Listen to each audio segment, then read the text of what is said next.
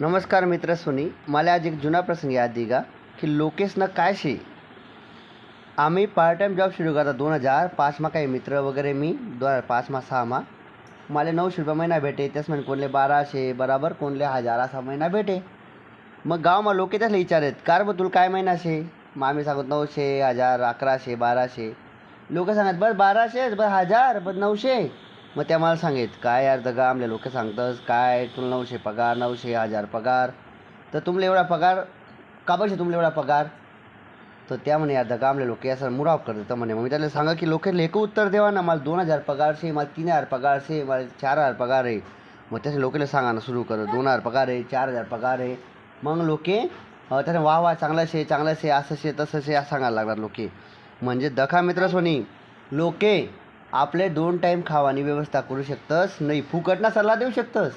तू आई कर तू कर ते कर.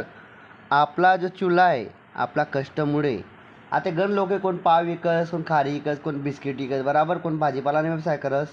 तर लोकांनी त्याला सपोर्ट करायला पाहिजे. वा तू चांगलं करा ना पुढे जाय आई कर.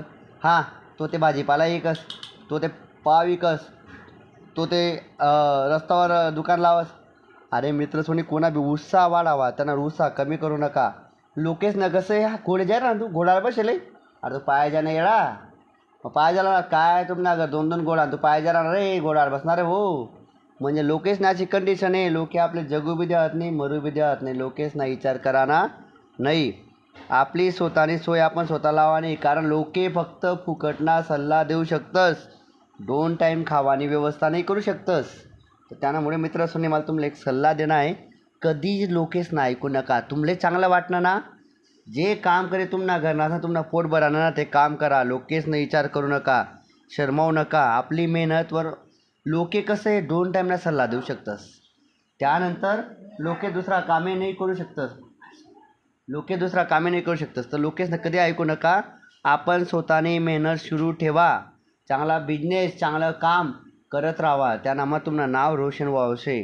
लोकेशनं कधी ऐकू नका. लोकेना घोडे बसू देवात ना पाय चालू देवात. तुमची तब्येत मोठी होईल जाडवर आण तुम्ही लोके सांगतात तू बोलता बारीक होईल ना. म्हणजे लोके घरनं खातच नाही दुसरा फुकटना सल्ला देवाला तयार राहतस. म्हणजे कधीच कोणता कामले कोणा ऐकू नका. आपलं स्वतःनं काम स्वतः करत राहा. मेहनत करा कष्ट करा आणि कुटुंबाला पुढे आणा. यांना त्यांना रिकामा फुकट्यासना सल्ला ऐकू नका आणि आपलं जीवन बर्बाद करू नका. आणि एक मस्त 10-12 पुस्तके वाचत राहावा. जिंदगी जगत राहावा. सोशल मीडियापासून दूर राहावा. निगेटिव्हिटीपासून दूर राहावा. ॲक्टिव्ह राहावा. व्हिडिओ आवडला तर लाईक आणि सबस्क्राईब करा. धन्यवाद मित्र सोनी. थँक्यू.